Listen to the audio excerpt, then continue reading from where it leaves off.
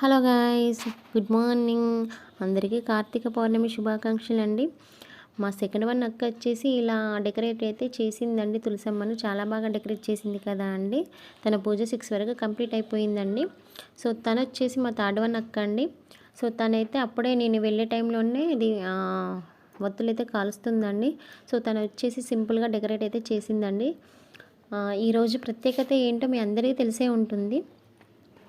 మనము 365 రోజులు దేవుడికి దీపారాధన చేసినట్టు అని భావిస్తారు. సో ఈరోజు ఇంకా ప్రత్యేకత కూడా ఉంటుందండి. దీపదానం కూడా చేస్తారు. గుళ్ళల్లోకి వెళ్ళి దీపం దానం చేస్తే ఫలితం ఉంటుందని అయితే అంటారు. సో మేమైతే ఈరోజు మాకు వేరే ఫంక్షన్ ఉండడం వలన మేము ఇంట్లో లేమండి. సో మేము జర్నీ చేయాల్సి వచ్చింది. బయటికైతే వెళ్ళాము మా పెద్దక్క నేను. సో ఈ ప్రోగ్రామ్ అయితే మేము మండే రోజు పెట్టుకుందాం అనుకుంటున్నాము.